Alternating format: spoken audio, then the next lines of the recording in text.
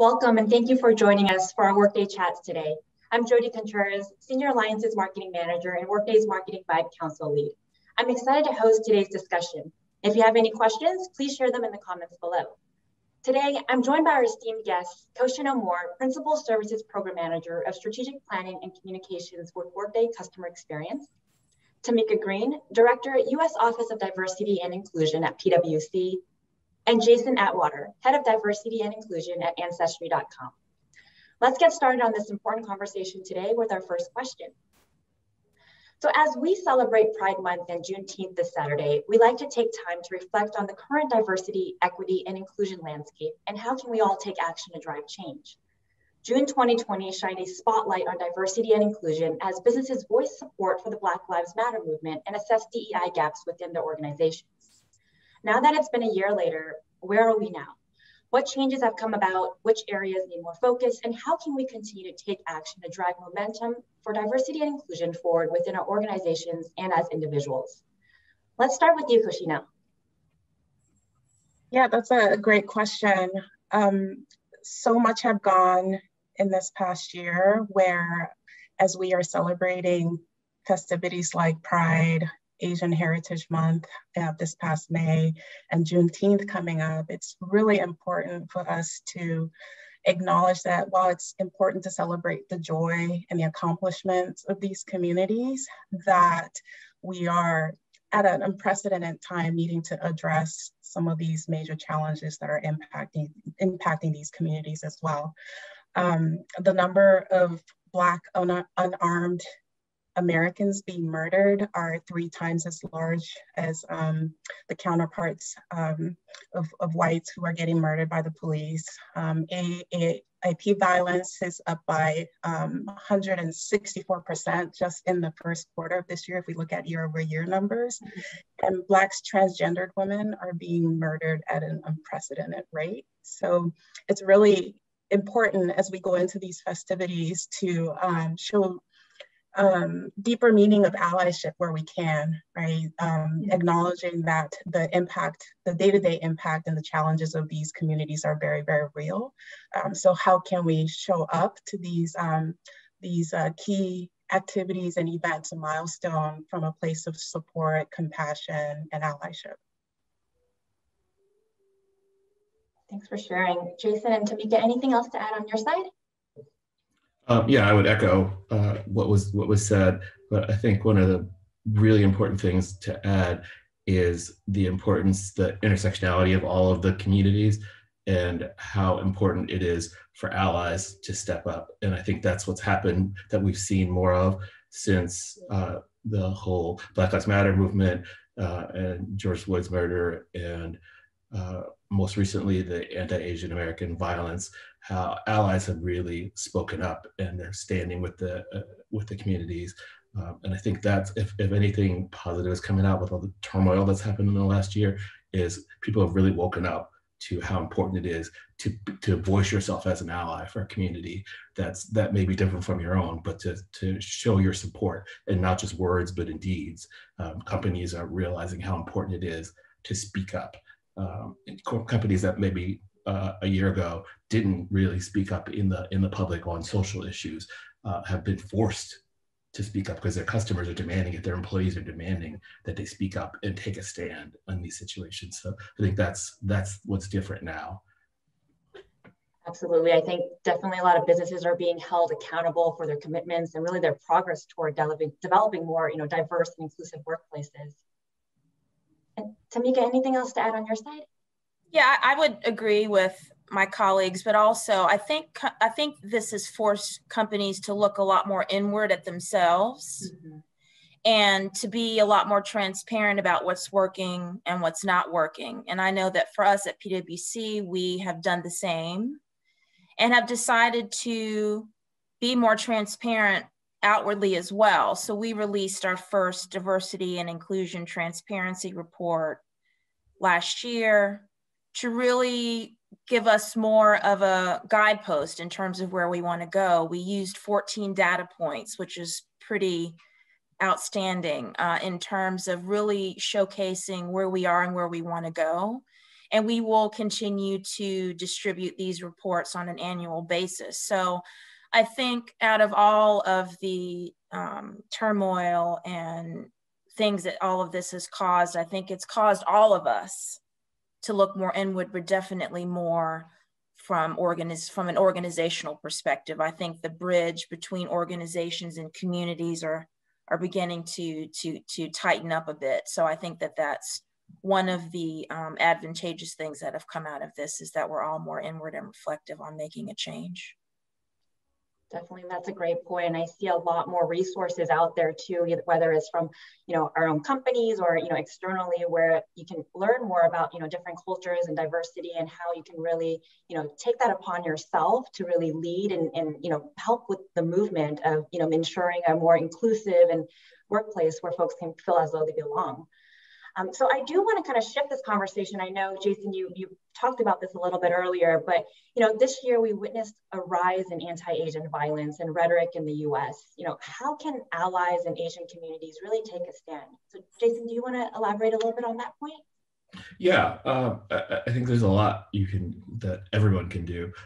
At our company, I had a conversation with our new CEO. We have a new CEO at Ancestry, and she's Asian American. And we discussed the idea of a company statement, and a lot of times the company statements are kind of bloodless and not very engaging, because they try not to be too controversial. So she came up with a great idea of something different, where she told her own experience, her life experience as an Asian American woman growing up in the South. She grew up in South Carolina, and she talked about her experiences of the discrimination she faced as a child. She was the only Asian American person at her school. So the teasing and the bullying that she experienced, and the feeling of otherness, to really starkly speak to the Asian American experience. And I thought that was such a more powerful statement, and it garnered a lot of response. She released it on LinkedIn and on social, and it generated a lot of response from people who felt similarly. And it also helped people who didn't experience that to get a better idea of what that experience was like. So I think that's a great way for people to help others to understand what that experience is like. And she was a victim of violence in her life. So yeah, I think that's a perfect example. Thanks for sharing. I think that's really great insights. I find that a lot of times, even when I'm reading and learning more, is that when people share their own personal experiences, that sticks more, right? It's hearing those stories, hearing those real life experiences is what really sticks and really helps drive change. And Tameka and Kosheno, do you have anything to add on this side? Yeah, I'll go. I mean, I think there is power in storytelling. I think it helps you to reflect on what's important. And I think for us at PwC, when we talk about what allyship really is, one of the first stages is to reflect. Again, looking inward, checking your own biases and prejudices and stereotypes, and make sure that you are aware of where you stand. I think the other thing that's also important is to respond, figure out how you want to display allyship, and then really engage, whether it's one-on-one, whether it's giving to organizations or communities that you want to touch and serve. And then, not only sharing your stories, but being comfortable to speak up and speak out, addressing and calling out microaggressions or other biased behaviors. Having difficult conversations is not comfortable, but it's definitely something that's necessary in order to create long-lasting change. Organizations can host candid conversations to address concerns, for people to feel comfortable sharing their stories, supporting your employee resource groups or other employee groups that promote inclusion and culture.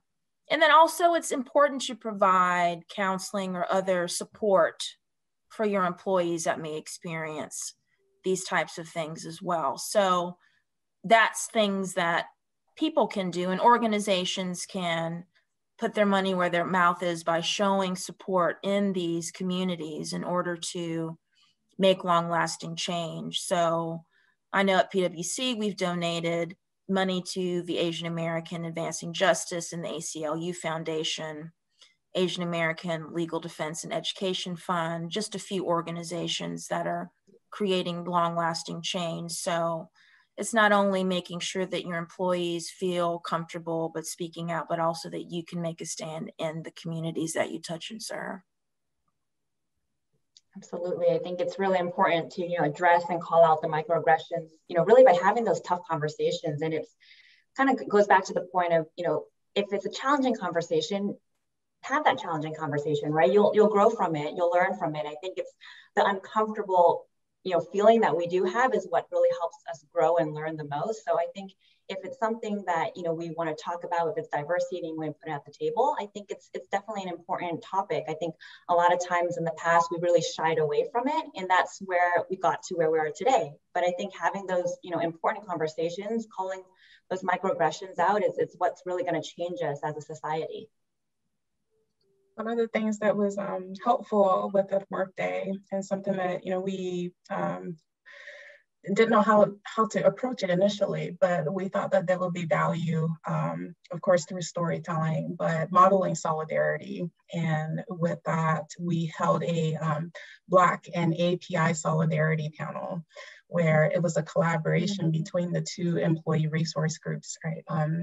Actually 5 different ones, because API falls under 4 different groups at Workday. So it was a collaboration of all the different work groups or URGs. And we knew that the conversation was going to be uncomfortable, because even within these communities, there are biases amongst the other communities that we're a part of.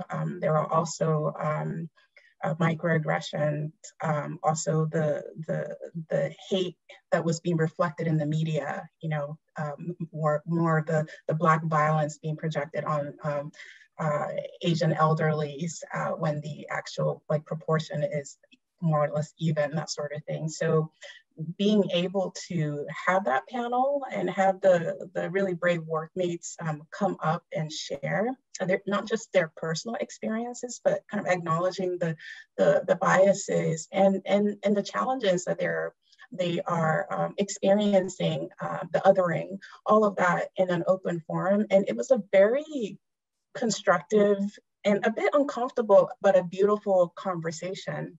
Mm-hmm. And I think examples like that, it's one thing to kind of think about, okay, let's practice allyship, but to be able to actually witness that and invite the entire company to witness that, I think that was really powerful. And I feel like by us having these type of engagement points, it's just going to get easier and easier to have these uncomfortable conversations. That's awesome. Yeah. I mean, organizations really have a beautiful way of bringing people together. I mean, it's easy for us to take for granted, but some of us don't experience diversity until we go to work. And it's nice that you all provided that platform for your employees to really have some bold conversations. And I hope that you all get some really great results out of that. That sounds really nice. Great. Thank you.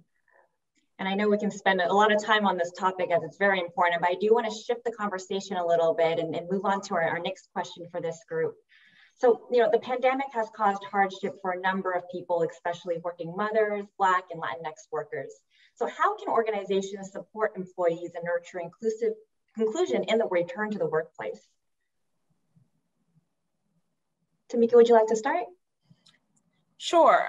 I mean, I think, as you just said, there were a lot of things that have been unveiled because of this pandemic, a lot of disparities. And I think we have been able to recognize that the impact that the pandemic has had has, affected the well-being and health of our people. And so we have tried to keep pace and meet the needs of our employees, to meet them where they are. So we have expanded benefits to continue supporting our employees, from supporting childcare, also increasing mental health resources, which I think has been really important and critical. Mindfulness, making sure that we're all taking care of ourselves, feeling comfortable to talk about our mental health, I think is important as well. So we've expanded our mental health resources. you know, and also really doubling down on being flexible. I think we all have learned the importance of being flexible and giving each other grace during this very uncomfortable time as we're all in the virtual environment. So I think we have really created a culture and atmosphere of making people feel comfortable where they are and being able to accommodate their needs because they're all so different. I think one of the things that we've done that has really been tremendous in terms of ensuring to close some disparities is that we've started a new 2-year experience for Black and Latino campus new joiners called Thrive. And this program is really giving these folks a great way to get into the door and get off on the right foot by giving them a great start and making sure that they have access to networking, cultural workshops, and also leadership engagement. I think has been a really great thing that this program is going to provide our new joiners to the organization. So I think organizations being mindful of what their employees need, but also making sure that that employees feel supported as they return to work, I think is really important. Absolutely, and I know even at Workday here, we do have a lot of great, surveys of finding out the perspectives of our employees. What do they feel about return to work, inclusion, career development and growth. And I think that survey, that feedback is what really helps, make change. Jason or Kosheno, do you have anything else to add?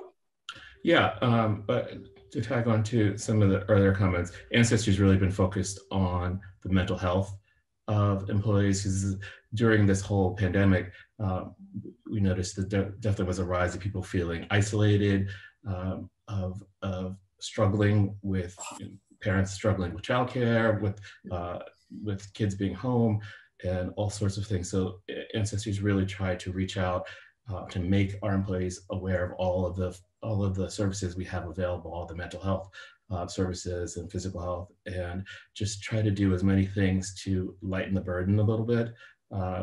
We had several spontaneous holidays where we would let people know, next Friday it wasn't a scheduled holiday, but this is going to be an Ancestry holiday, to give people a day off so they could just take the pressure off and relax and concentrate on some other things.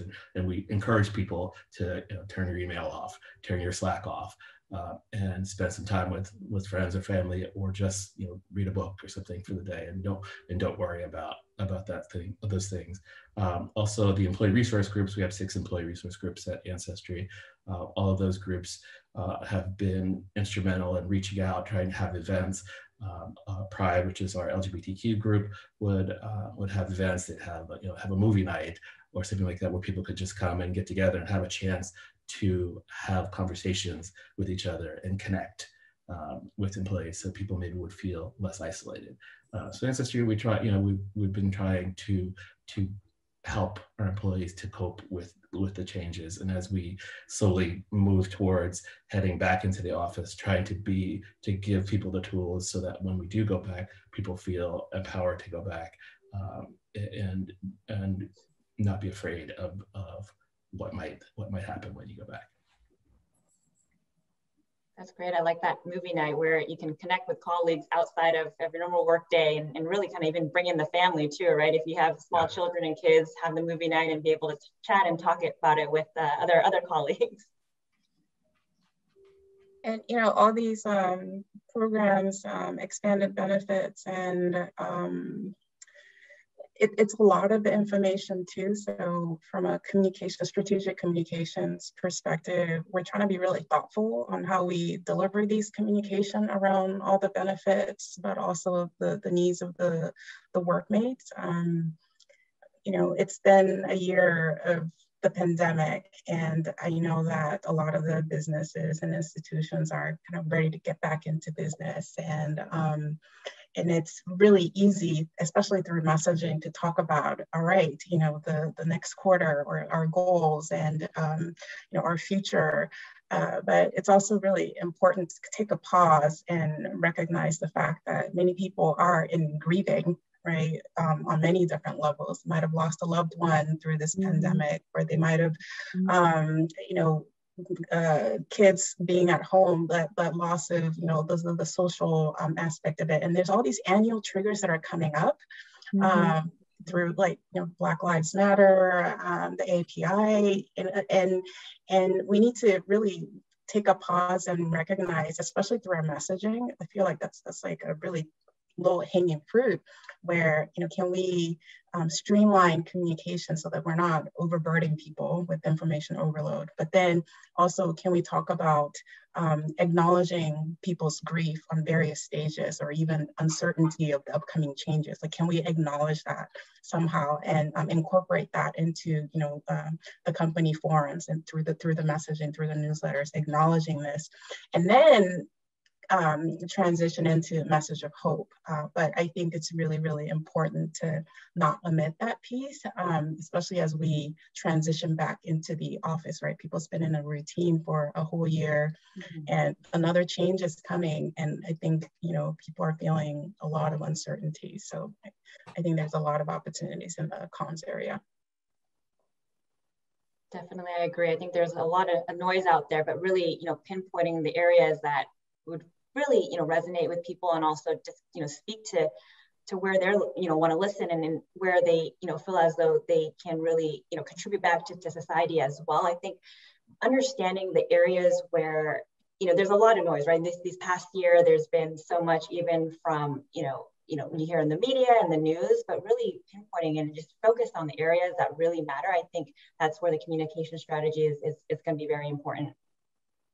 So I do want to shift, to this related topic around workplace culture. So I do want to hear from all of you, what is the role of workplace culture in helping to ensure, the attraction, development, and retention of diverse talent, as we talk about, how we continue to get groups together to really, understand and share the different experiences with one another. Where is the role of workplace culture in all this? And, Tameka, I'll start with you on this, just if you can share some insights around, from a PwC perspective.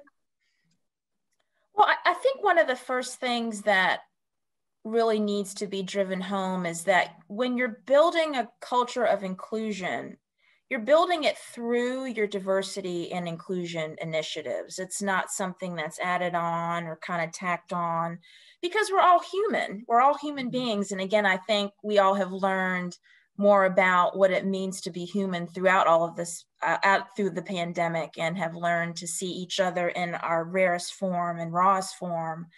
And so, behind every data point is a human being, and we all need to make the right decisions, but we also need to make sure that we're transparent, that we have to admit what's working and what's not working, because that's what really it takes to build trust. And building trust is really where the foundation of building a strong culture of inclusion begins. So I think one of the first things that we've been able to do is understand the importance of building a strong talent pipeline is really important for our success as an organization, because we know that a more diverse workforce helps us solve business problems, and again, to build that trust in the communities that we touch and serve, and our commitment to recruiting diverse talent really helps us achieve that goal.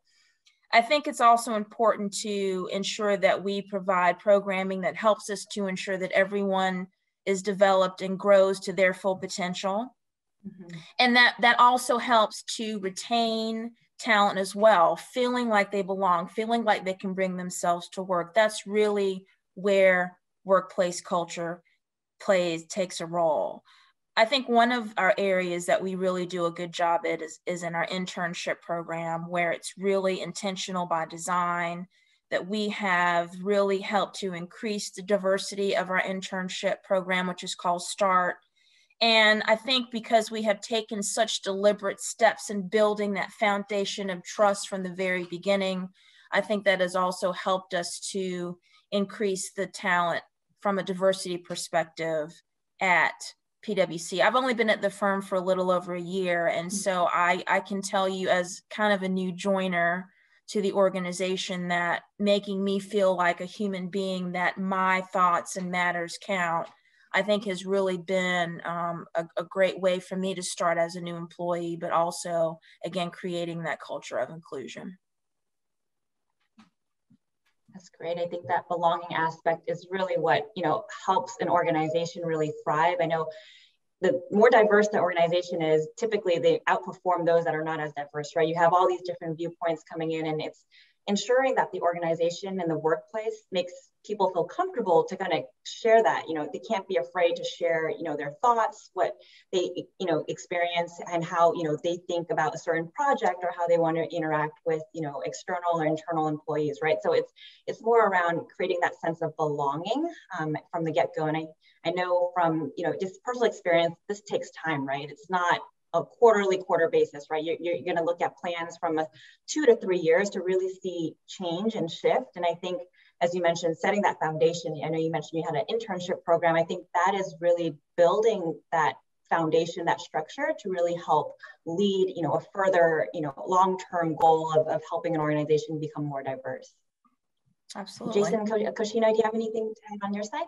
I totally echo both of what you're saying. The work is hard. It's a lot. And, some people are just fatigued seeing DEI and diversity and inclusion all the time. But we want to get to a place where we don't have to use those terms, right? It's just the way we show up and the way we work. And that's what we're striving for. So, all the effort, we're definitely laying the brickwork for us to get there. And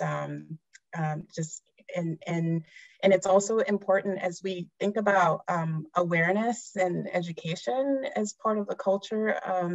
It's also important for organizations to invest in equity initiatives too. At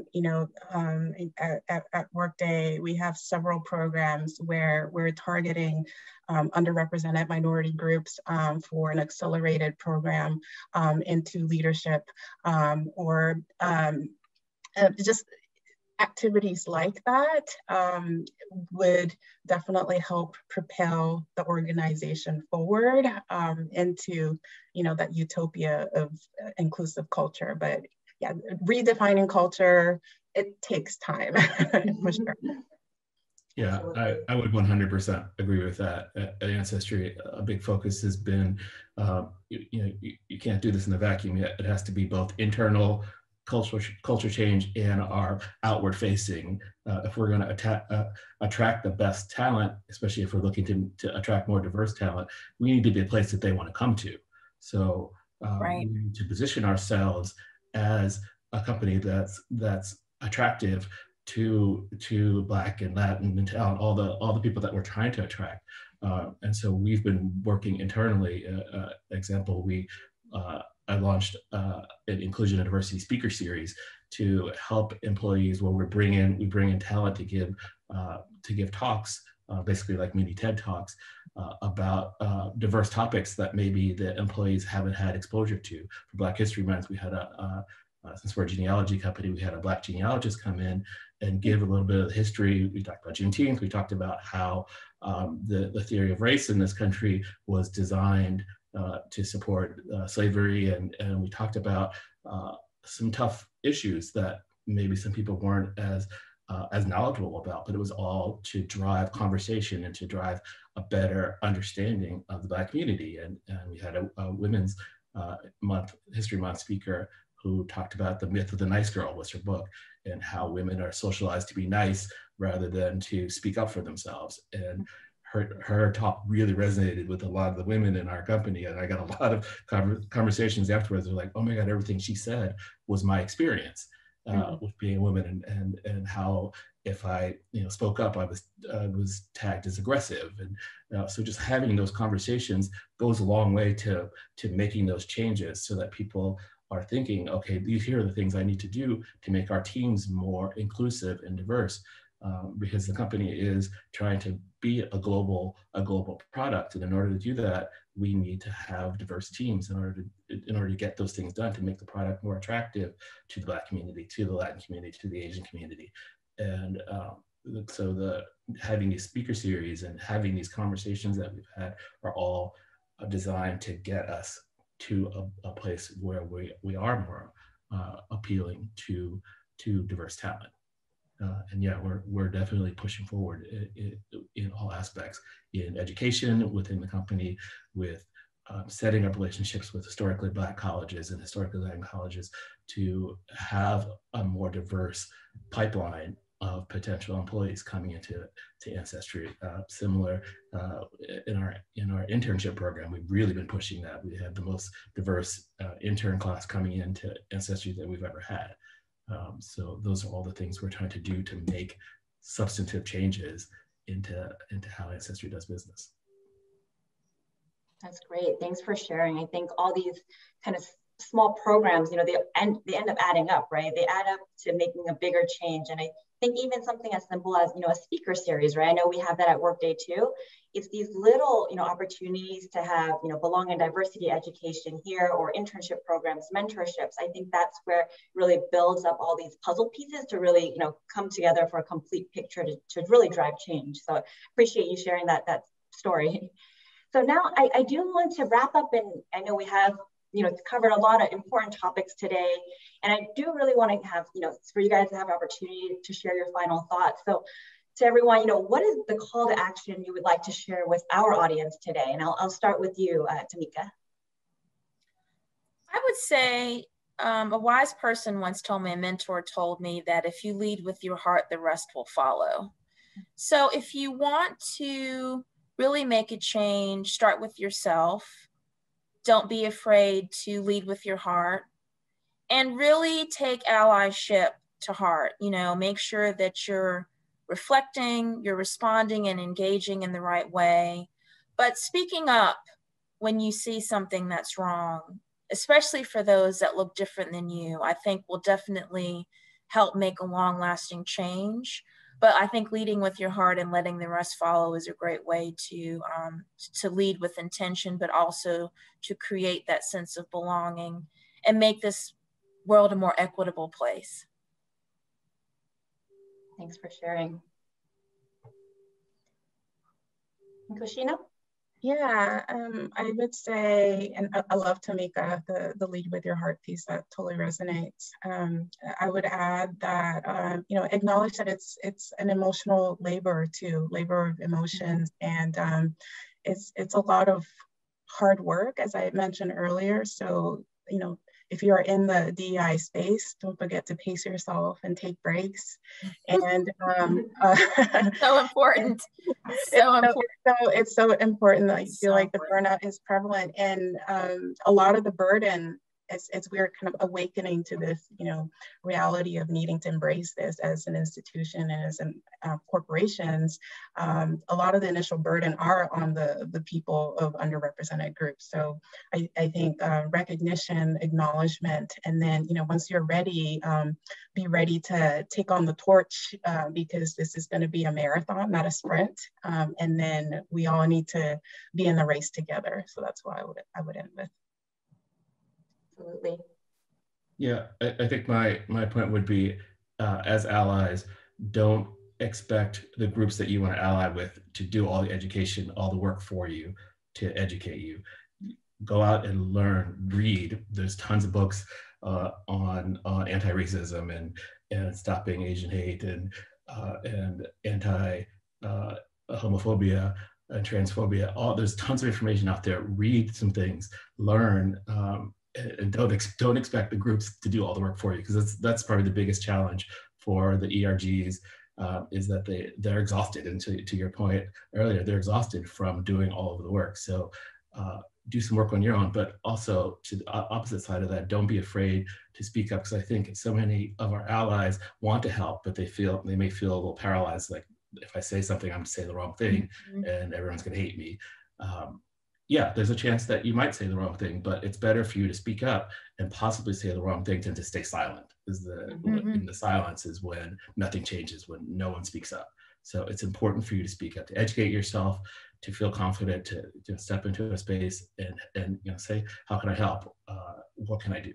And get some things done. When you see something happening, and as simple as in a meeting, if you see a female colleague that's being talked over, or if you see that underrepresented minorities are not being invited to the meetings where the decisions get made in a company, speak up and say, why, this person has something to offer for this meeting. Why weren't they on the invite list for this meeting? Simple things like that can make the world a difference in changing things. Absolutely, definitely giving the voice to those that are voiceless at the time, right? So I think that's really helpful insight to really share with this group, and I truly do believe it's really taking on the initiative as individuals too, right? To really educate ourselves, to find the materials and resources that are out there. There's definitely a lot of resources out there that anyone can grab, spend a Friday, spend the weekend just reading some resources just to educate ourselves, just to ensure that we understand before we speak, and also really having those conversations with the folks that whether it's feeling uncomfortable to do it, but just do it just to make sure we get the message out there and really help with moving change. So I do want to thank everyone for sharing your viewpoints today and with me and in our audience today. And I really appreciate all of your time. I know you guys have really busy schedules, but I think all the insights that you've shared have been very valuable. So thank you for everybody's time. And for those who are joining us live, please remember to join us again for the next episode of Workday Chats. Thank you. Thank you. Thank you. Thank you.